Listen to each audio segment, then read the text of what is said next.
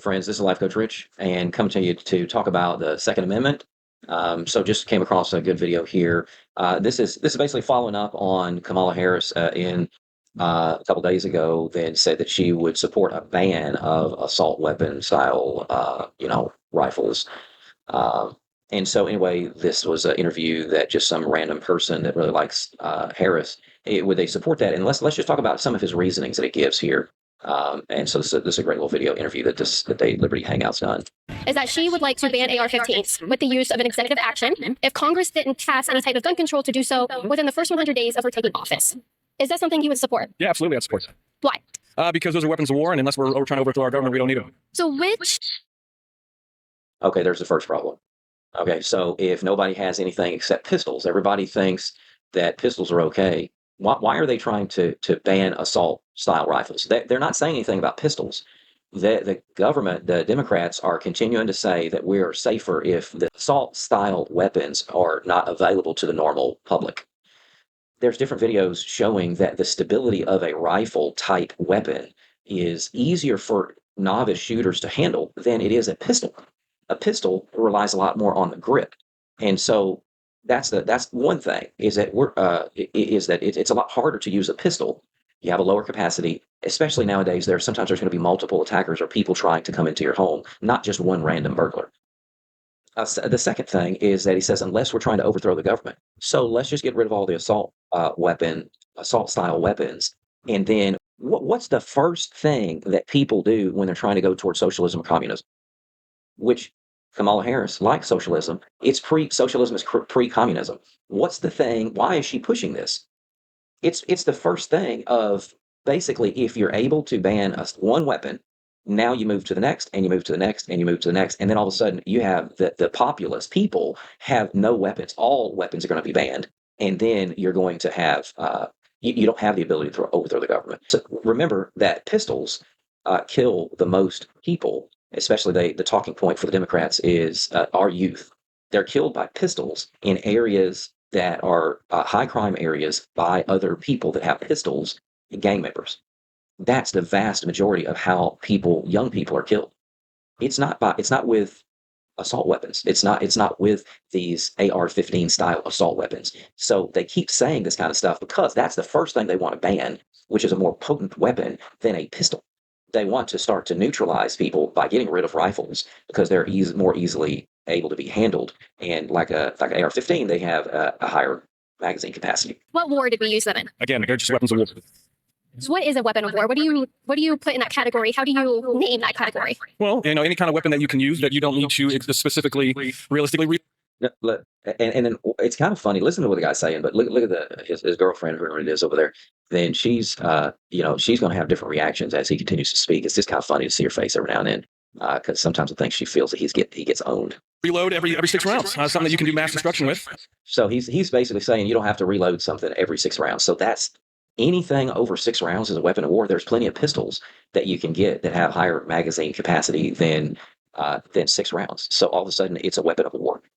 Well, I thought we were just talking about the AR-15s. So his reasoning, some of this reasoning is completely stupid. Honestly, like an AR-15, where you can do mass damage to schools and mass damage to people in any other kind of war. Can you not do that with, let's say, a handgun, a Glock, a 1911? You can do any kind of damage with 6 rounds. That's why you only need 6 rounds.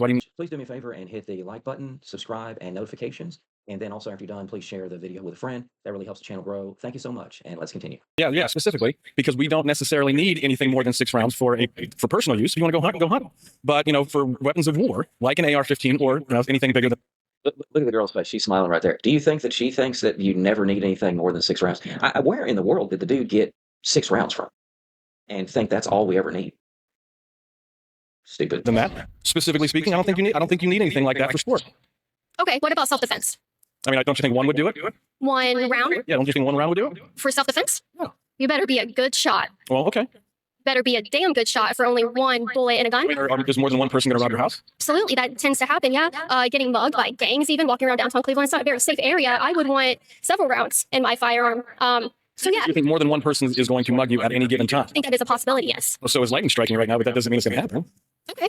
He's trying to justify that you basically just need 1 round, or you need no more than 6. You just need 1 round, which is completely ridiculous. There would be never, ever any police officer that would be like, yep, just need one round. Or that are shooting at me, they can have plenty of rounds. I just need one. That's not the reality of a gunfight. What happens when I shoot someone that's trying to shoot me and it misses, and I only had that one chance to prevent myself from being beat or killed by somebody that is stronger than me, is bigger than me, he's about to hurt me. I only have one round. What if I miss? Am I just out of luck? That's you're adding 2 + 2 and getting potato. They're two completely separate issues. Banning AR-15. Well, she's just trying to give you illustration. She's just trying to ask you about what the heck are you coming up with this stupid, you only need one round for. And then he's saying, you don't add 2 + 2 and get potatoes. Like, what even does that mean? 15s, Okay. although not necessarily the right answer.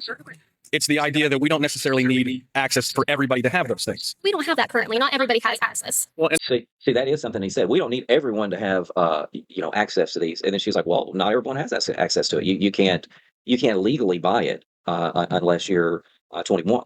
So you can't buy it at 18. Anyway, it's just he's just coming up with more stupid stuff. Someone else's property with the use of an executive action by the force of the government. Because when they ban that, who's going to come to your door and make sure you don't have those? Government officials, police with guns, guns that we aren't allowed to have as civilians. How do we give that force and that power to the government to come and do that to us as private citizens? How is that okay? How do you stand for that? nobody's specifically saying that anybody's going to come to your house and take guns. Not yet. Not yet. And then once the populace don't have guns, because there's so many people, then once the populace don't have guns, and the only guns are the police and the military, if those are controlled by the state, now you're at the mercy of the state. He doesn't get that? Really? It's not like it hasn't been done before. That's happened in other countries already. That's not what we're after. All we're asking for is safe ownership by professionals or by people who are trained and know how to use these, people that know how to lock them up. Banning them. Safe and trained people that know how to use them. Okay, well, how do you get trained? You just go and practice. That's the deal. I have some weapons, and I've practiced with them. I know how to use them safely. I've taught my wife and kids how to use weapons safely, whether it's hunting situations or whether it's personal defense around the house. My kids, they're teenagers now, but they know exactly where the gun's at. If somebody busted in the door, they were going to rob us. They are instructed.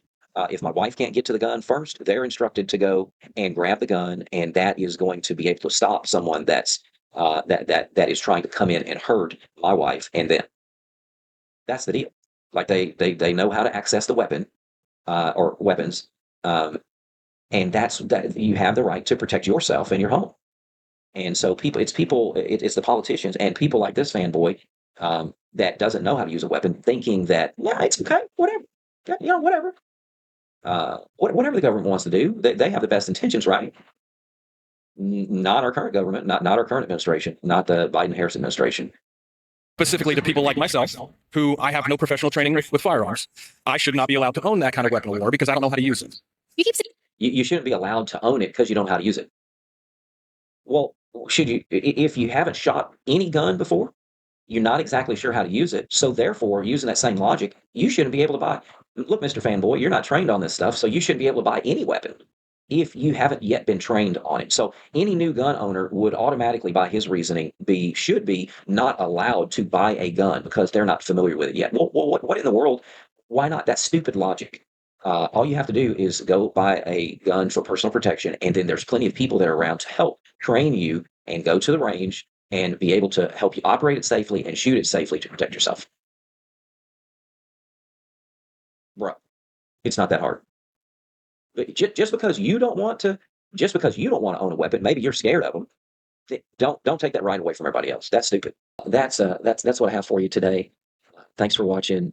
I'll put the link for the full video in the description. Thanks for watching. Please share, like, and subscribe, and we'll see you next time.